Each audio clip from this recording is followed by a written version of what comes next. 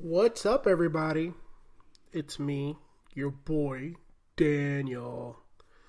Well, I have the beautiful Mrs. Conservative Papi with me tonight. We're going to cover our fun weekend. We're going to cover Oprah Winfrey and more fun Trump stuff. So, don't forget to listen to us on iTunes, Spreaker.com, and coming soon, conservativepapi.net. Here we go. Mi gente, from Bayamón, Puerto Rico, via Dallas, Texas, it's your boy, the Conservative Papi.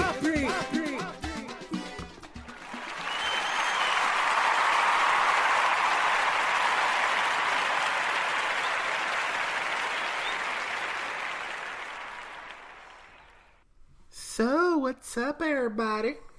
Guess who's with me today? What's up, everybody? How are y'all? Oh my goodness, that accent is so cute. Oh man, we had an eventful week. Weekend. We had an eventful weekend. We took the missus shooting her gun for the first time. That was great. I've lived in Texas all my life and have never shot a gun. We should take your Texas card away. No, you can't anymore. Not because anymore. I've actually shot a gun. Not anymore. Well, you've done everything else that Texans do. You've drank beer, smoked cigarettes. Now you've shot a gun. Yes, I have. Man, what's next? To wear cowboy boots? No, you do I've that done too. that before. Okay. What about ride a horse? I've done that before too. What about ride a bull? Never done that before. No riding bulls? I would do that actually. Oh man. Oh well. It's my wife is crazy, guys. Well, just so you guys know, the chat lines are open tonight. So if you guys have any comments, anything about our conversation today, don't forget to let us know what's going on. Man, the wife is handling the new microphone stand all up in her face like a champion. You guys don't have to hear her so far away. Can you see her up close and personal in your ear? Yes, if you hear me breathe, sorry. I think you'll be all right. So, let's talk about the license to carry class from this past weekend. Pros and cons. The cons. The instructor was a little weird. He was kind of, in my opinion, he was a little bit full of himself. Oh my goodness. But the pros is that you got a lot of good information from it. It was very full of information. Yes. Yes. Information. So, like, what kind of information did you find most interesting? Like, did it debunk a lot of the myths you thought about license to gun owners? It was the signs, learning about the signs, like literal signs that you see posted up on businesses and bars and stuff like that were helpful.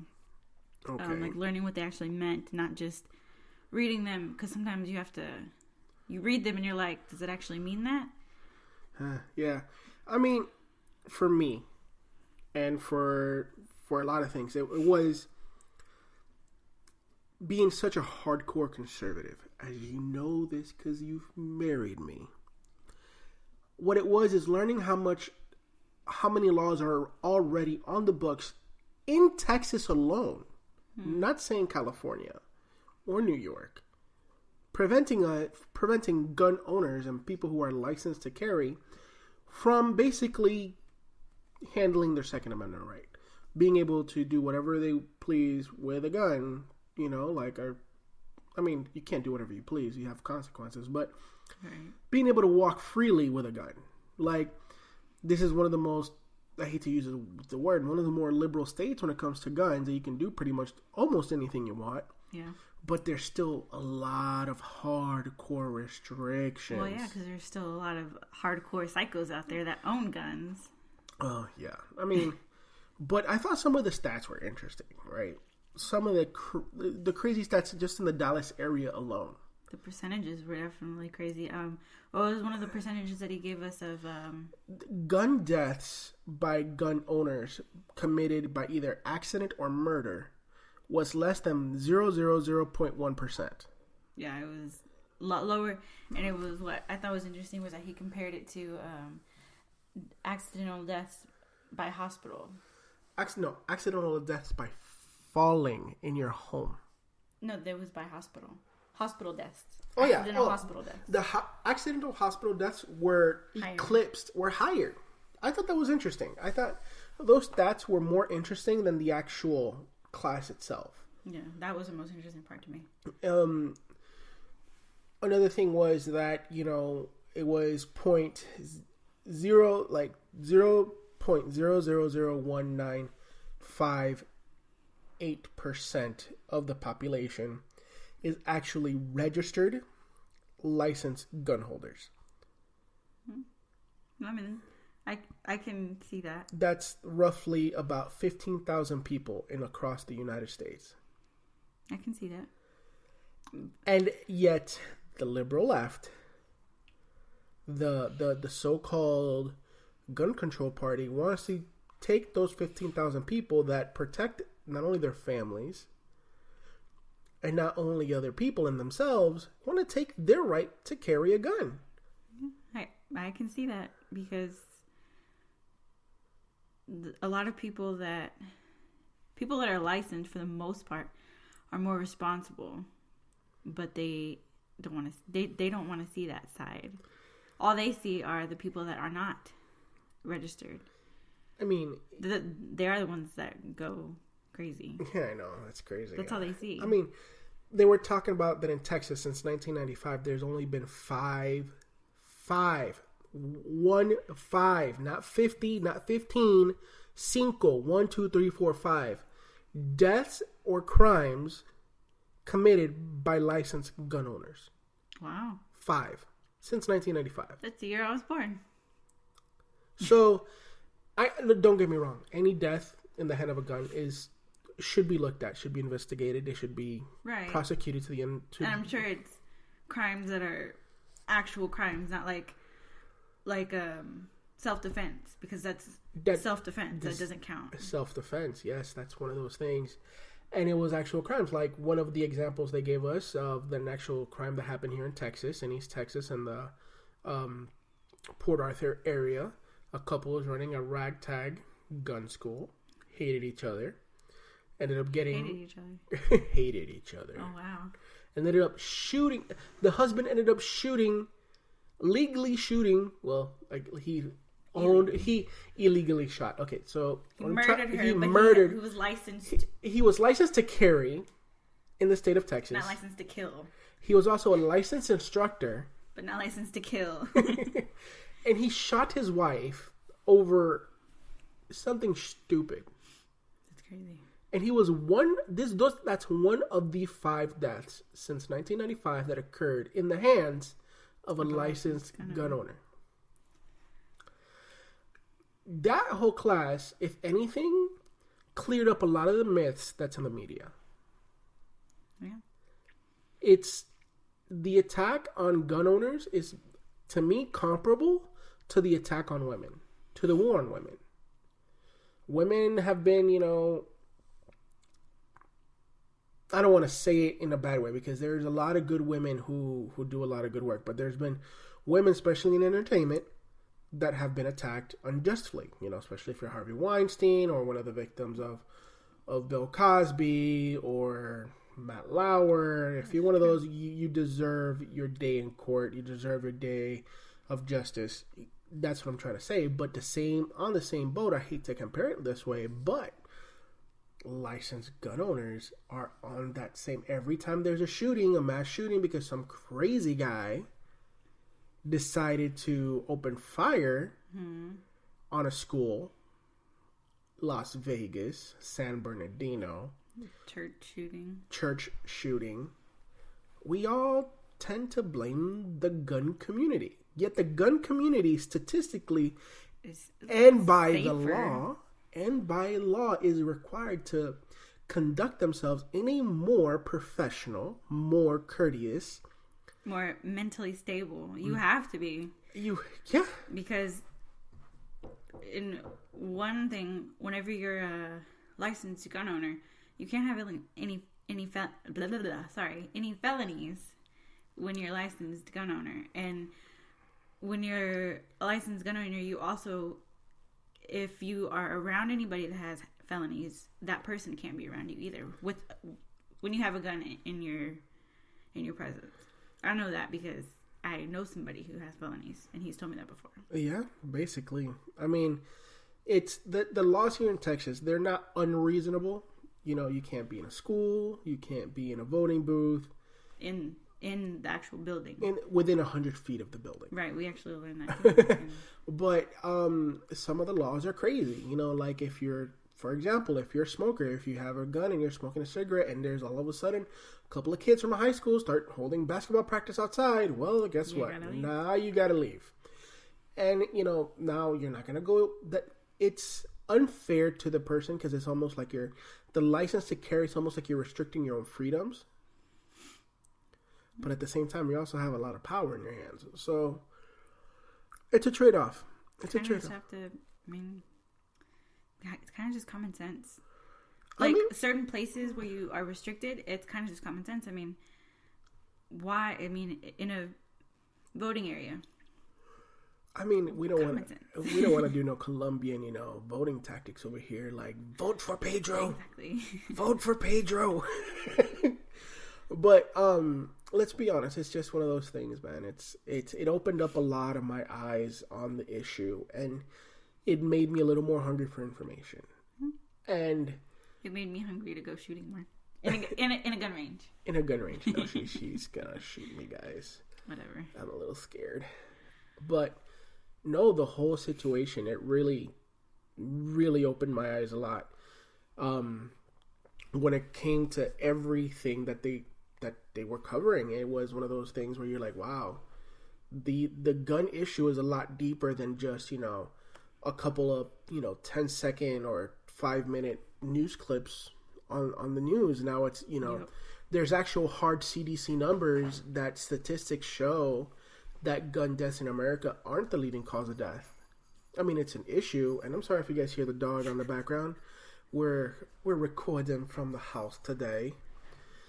But yeah, it opened up the eyes of myself a lot. You know, don't get me wrong. I've been shooting before, but I've never gone through a whole license to carry class. Yeah. And it was one of those real hardcore eye openers for me. And I'm thinking of getting myself an M2. What, the Smith & Wesson one that you saw? Hell yeah. Shit was dope. It was sexy. If a gun was sexy, the Smith & Wesson was sexy. The Smith & Wessons are always sexy. Those are my fave. I mean, those are just saying, that Ruger you wanted, that was pretty too. That one was nice too, but the Smith & Wessons are always like... But yeah, and then, you know, I'm not gonna lie, guys, my wife has a pretty good shot for her first time around. For the first time, I didn't do too bad. I was very disappointed because I had to take it again. But I mean, it was the first time I had ever been shooting in my life, but I didn't do too bad. Once she got a hold of that gun and she finally figured out how to use it, man, them bullets were going straight, and I felt a little scared for my life. I mean, I hit the... She got 2 headshots, guys. Yeah, that wasn't... I wasn't supposed to, but I did get 2 headshots. Yeah. But that was fun. Well, man, that was one of the awesome parts of this weekend. Yeah, that was great. And then we turned Thanks, babe. Thanks. No, you're welcome. It was fun. Then we turned into what turns out to be probably one of the weirdest Sunday nights in pop culture history. Sunday? Oh, yesterday. I was like, when was Sunday? I mean, we didn't watch the Golden Globes because we don't watch award shows. Yeah, I know. But did you catch the video online? Oprah Winfrey? No, but I saw part of it today when I was at the nail salon. How was it? Well, I saw the part. Actually, I saw a picture of Oprah Winfrey, and then I saw next to her a picture of Donald Trump. So I was like, what's going on? And so I watched the rest of it, and I'm like, oh my gosh. Like, Donald Trump should be a little scared if Oprah Winfrey runs. He should. And I mean, about a year ago, we were actually talking about, or it wasn't even a year, it was like 6 months ago.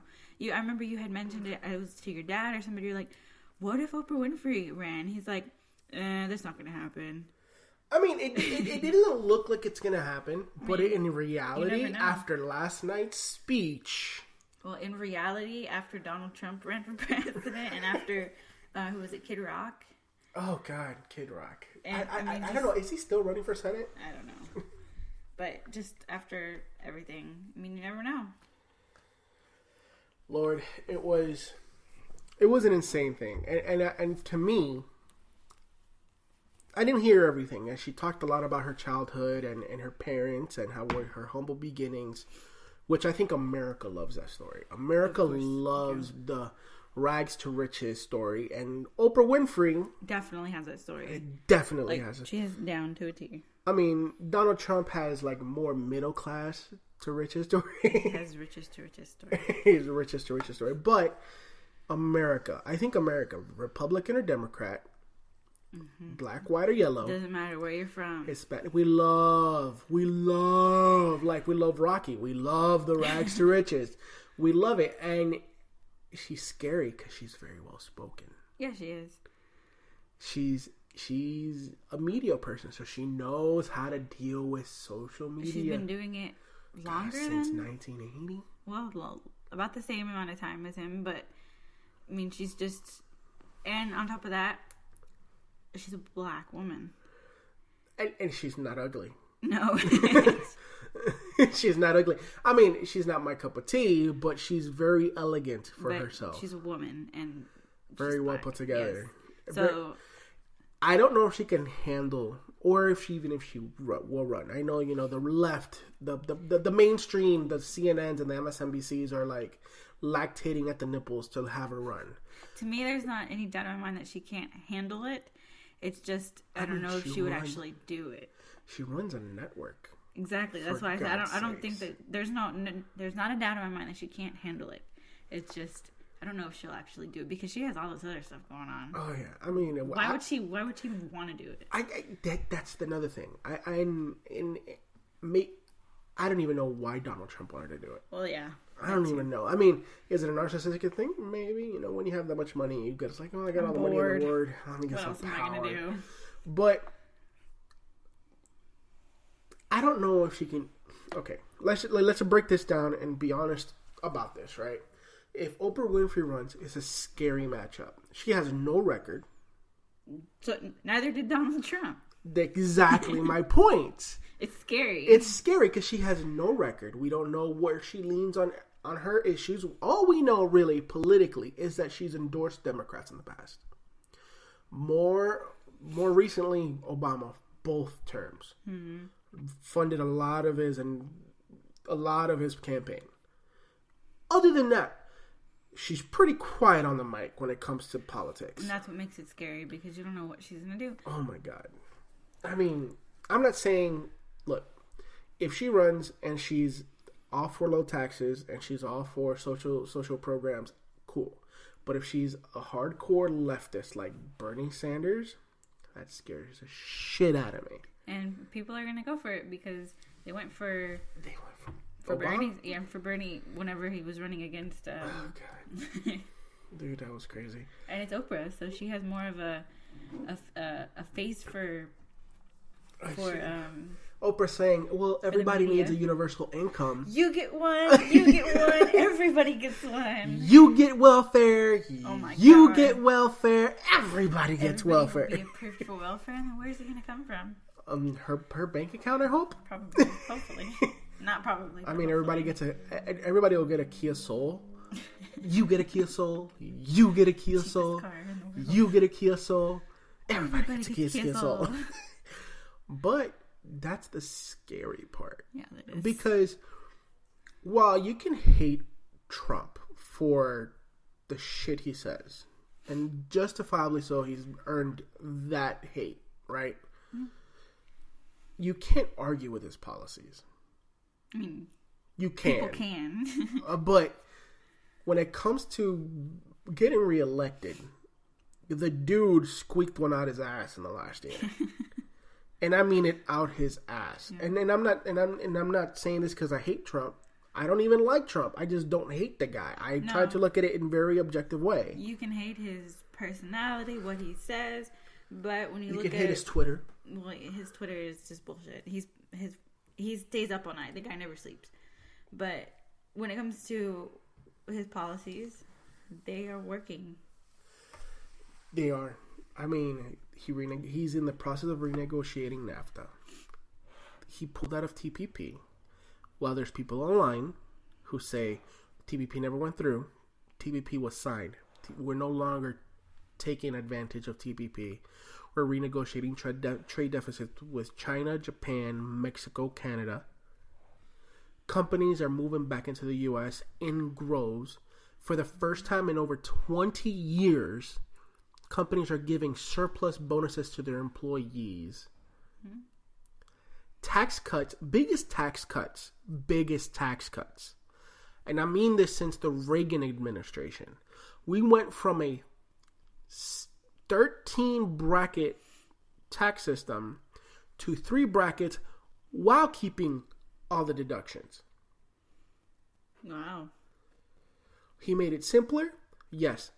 If you live in a high tax state, you're probably going to pay more. Yeah. That's just it's going to happen. But for middle America, flyover states, if you live anywhere between Virginia and California, guess what? You're probably going to get a pretty big tax refund this year. Or keep more of your money throughout the year. One of the two. Either way, it's going to work out. Yeah. Because what it's doing now, it's not only did the corporate tax get cut, the personal tax got cut, and you get to keep all of your deductions.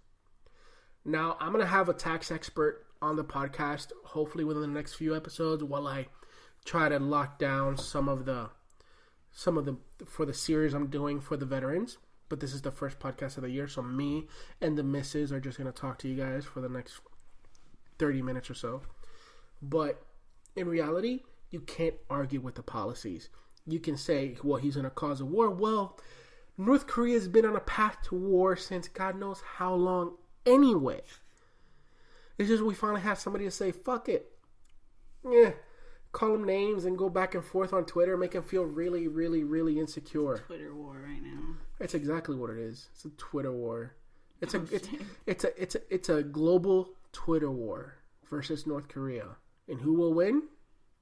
Probably Donald Trump while he does his tweet. Oh my God. So Marissa knows my experiment that I've done in the last month or so. I turned on the notifications for the @real Donald Trump Twitter feed. Unfortunately. How many times? Dude tweets like 6 times a night. Wonder what his wife does. I don't know. I haven't turned on her Twitter notifications. But she's probably like, turn the fucking phone off. In her accent. I mean, she's really pretty. Well, I don't know how. I've never actually heard her talk before. Turn the phone off, honey. Turn the phone off. Done? Donald. Oh, Donald. No, but honestly, it's ridiculous. I mean, I don't even tweet that much. And I'm on my phone a lot. Yes. I'm doing a lot of the social media work for the website. I'm doing a lot of the Facebook posts, which, by the way, thank you guys. Side note, thank you guys.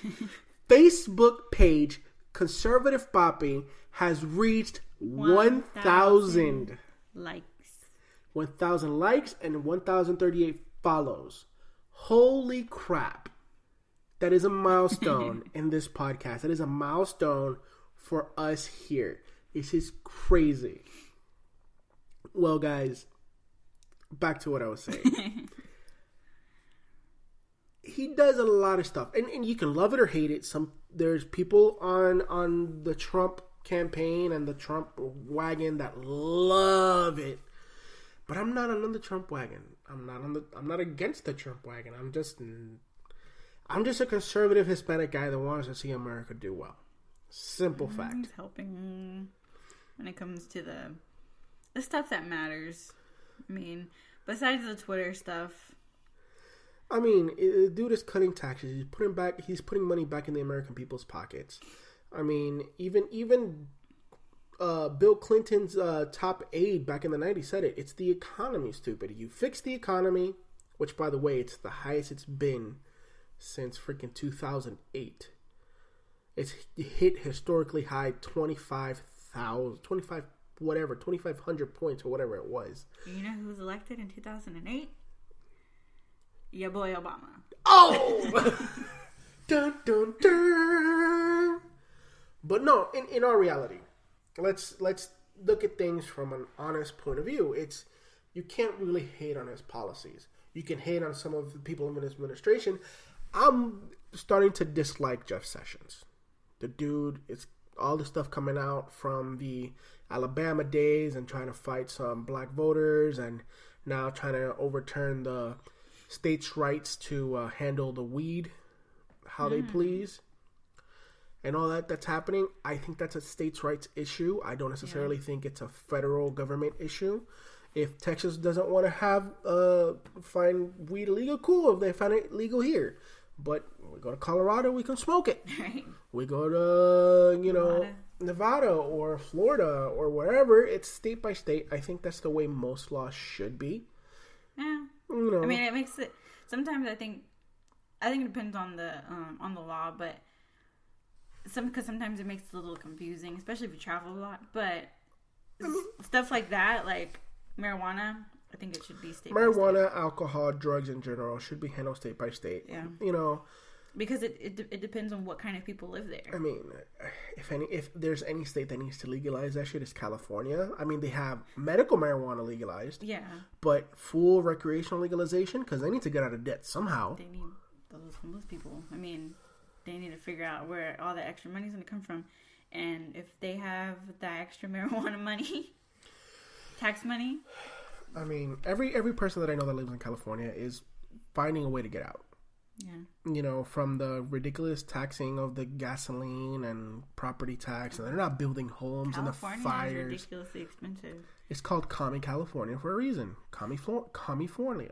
I mean, if it's even middle class people, it's like you are an average person making average money, and it's still like you can't go do anything except for pay rent, pay your bills, and then you're broke.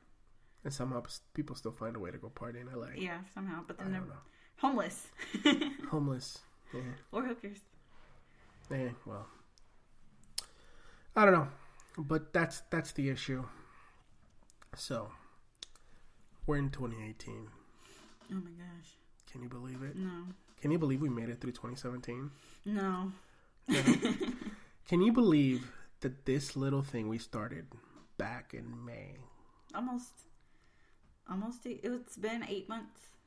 Yeah, it's been 8 months since we started writing under the other name. Yeah, and it's been 8 months since you actually started writing, because you didn't actually start the audio until a couple months later. Yeah, we didn't start the audio until about September. Yeah.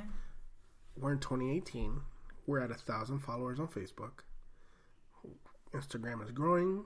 Mm-hmm. Twitter's growing. We're at our 14th episode. Highlights. It's great. What do you think? Where do you think this is going? I mean, it's growing at a faster clip than I thought. I got very frustrated in the beginning because, the comparison issue. You compare yourself to others, and I think that's just human nature.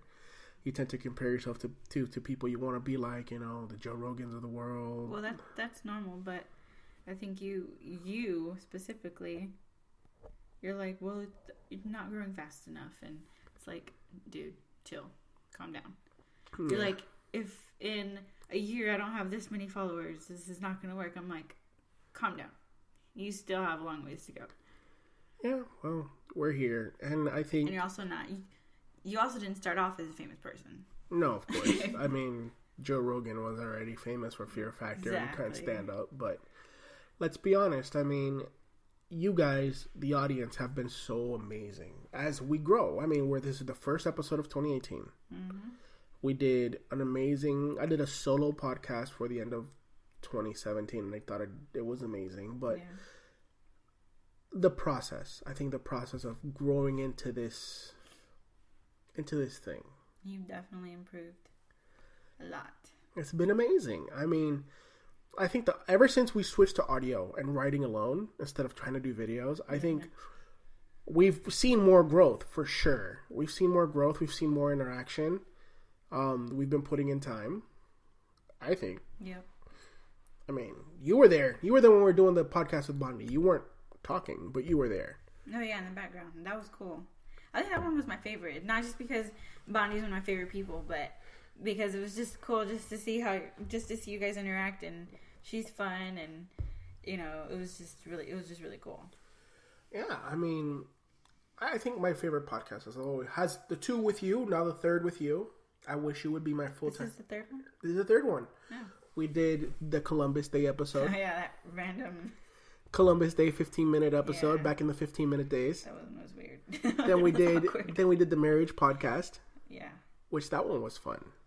Yep. That one was fun. And we've upgraded. We have 2 microphones now. Yeah. We work occasionally with Thomas and his ProFlow people. So I see the growth, and I just want to thank you guys from the bottom of my heart. I really do. Everybody who listens to the podcast, follows us on iTunes, Spreaker.com, Facebook, whatever, everything. We thank you. We really do, because you're making this dream of infotainment, as I'm calling it, as entertainment through audio and information and writing. It's just becoming one of those things of becoming a reality. And the podcasting community has been nothing but amazing. I've met so many people so far that are just helpful. Yeah, we met somebody from Australia. That was freaking awesome. Australia, there's a couple local guys, a guy from Wisconsin at Delgado, my buddy. It's been amazing. It really has. And we like to talk politics, and we do all this stuff, but this is Conservative Papi is about you guys. It's about what's going on in the world. I mean, they're playing football right now, and who cares? Because it's Alabama, probably going to win for like the 10th time. I mean, unless we're pulling for Georgia because we're tired of seeing Alabama win, okay? Even though they're probably going to win. We're pulling for Alabama. No, I lied. We're pulling for Georgia because we're tired of seeing Alabama win. But when was the last time you saw the president go to the national championship game and actually support the players? For college?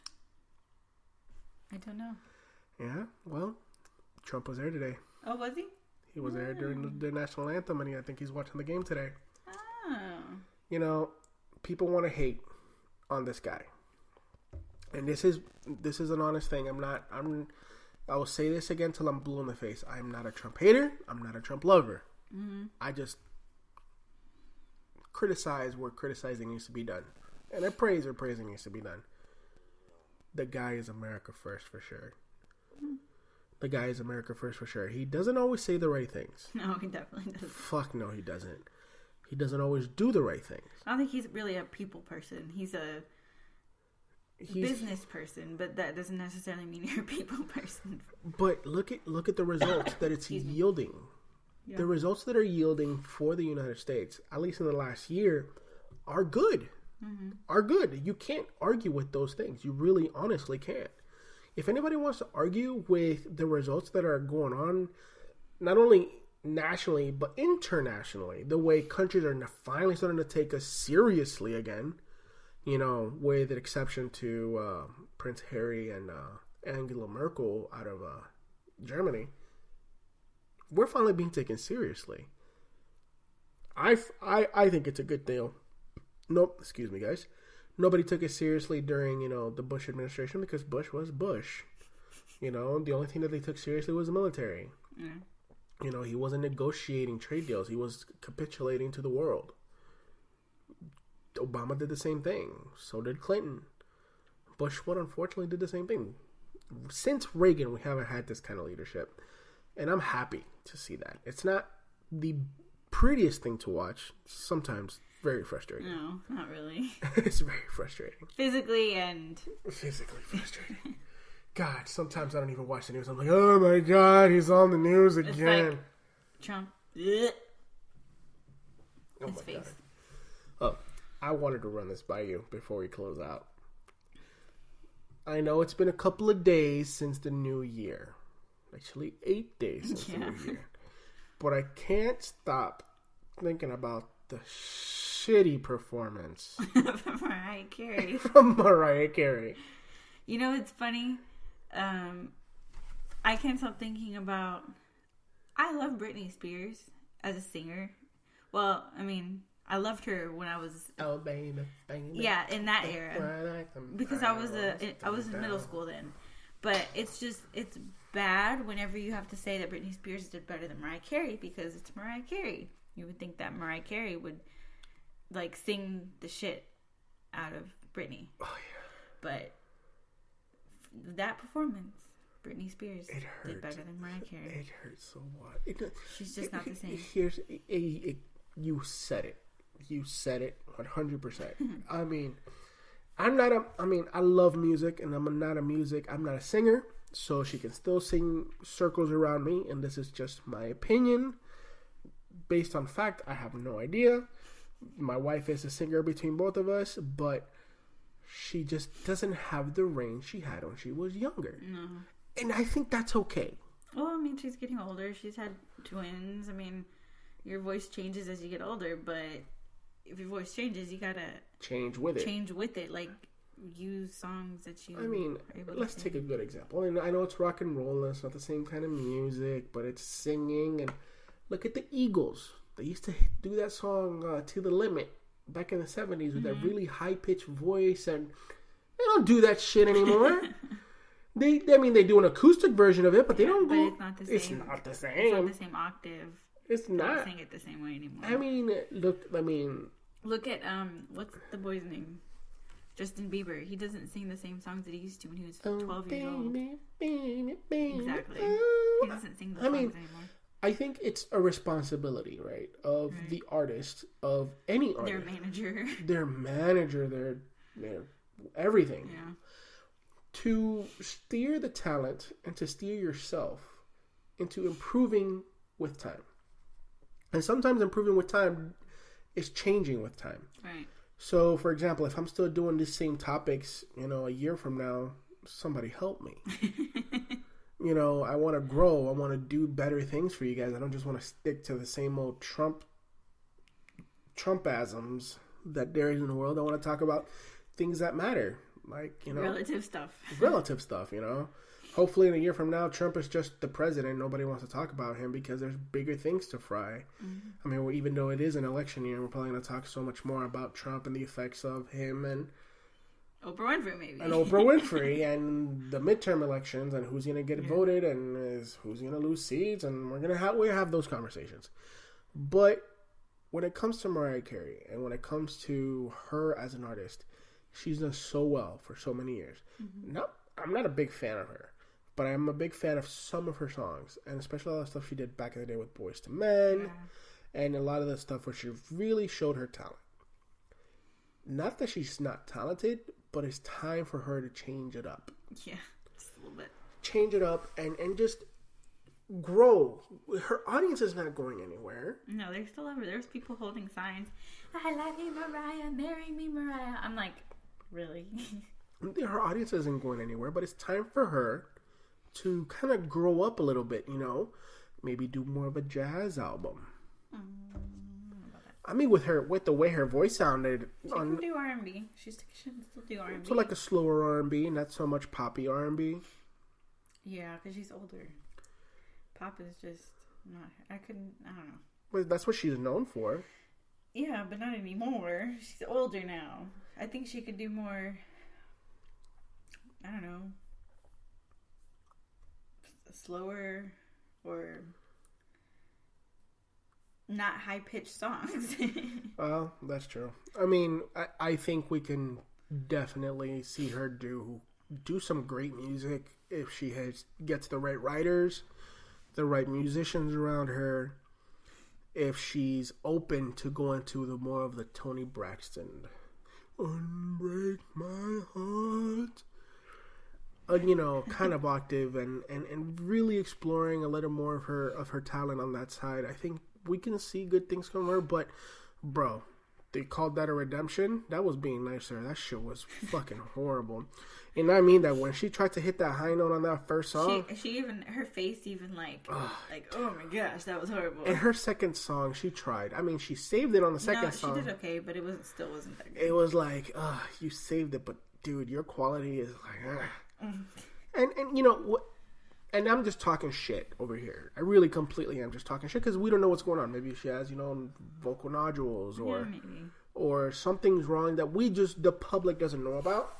Or maybe it's just age. It could be simple as age and the kids, or something a lot more than just, what's going on. But, hey, it's happened. It's happened before. But she needs to adapt to whatever's going on. She needs to adapt. So, while we're closing out, Marissa, tell them about our 5-episode series or 6-episode series that we're going to do with the veterans. Well, you said it. We're going to have the next, I don't know, is it the next few episodes? The next few episodes. The next 6 episodes will be a few people, military, retired, active, military. We're going to bring them on. We're going to bring them on. We're going to highlight them. We're going to say, we're going to really kind of kick off 2018 and really, her brother, we're not going to say where he's stationed for his security and whatnot, is active military, active army. He's an awesome dude. We love him. I have friends that are active army as well. My father was in the Air Force. And Marissa, ever since we've been married, she knows how important the military is to me. How important the military members are part of my family. Mm-hmm. And when I brought this up to her about doing this, it was really just in honor of them, not trying to highlight myself at all, but to bring them on and talk to them about what matters to them in not only politics and culture, but in life. And when we did the promo video, I thought it was just a good thing. It's a good project to do. And those 6 episodes, we're going to really highlight some of the local guys that we have here in Dallas and probably bring some of them on Skype. Some of them you might know, some of them you might not. But either way, we're going to highlight them for sure. And I'm excited. Cool. Sounds awesome. Heck I think this is going to be my favorite series. Just because it's something that's close to my heart too. Like you said, my brother. Yeah. And your dad, and it's people that are important in my life too. Yeah, well, any last words? Y'all have a good week.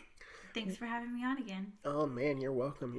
You're my wife. Stop playing. You just be like, I want to be on. Okay, cool. Let's set up a mic. All right, guys. Don't forget that this podcast was brought to you by Bonnie Mature Designs. I promise the website's almost done. We're just setting up a couple of the final touches, making sure that everything runs well. One thing I wanted to announce today, we will be starting a newsletter with me and Jordan Mendoza. She is one of the contributors to the conservativepapi.net website. We're going to try to highlight the podcast and some of the articles we will be writing for you guys. So be on the lookout for that so you can sign up. The first 100 people will get something. I don't know what you're going to get, but you will get something. We'll figure it out. You will get something. First 100 people definitely will get something. So find us on Facebook, Instagram, and Twitter. And by the next episode, hopefully we'll have conservativepapi.net up and live and running for you guys. It's not a myth. I promise. It's almost up. The link's already on the iTunes, and it says coming soon. So, it's coming soon. All right, guys. Love you guys. Stay safe. Fuimos mi gente. It is the Conservative Papi Have a good night. Podcast.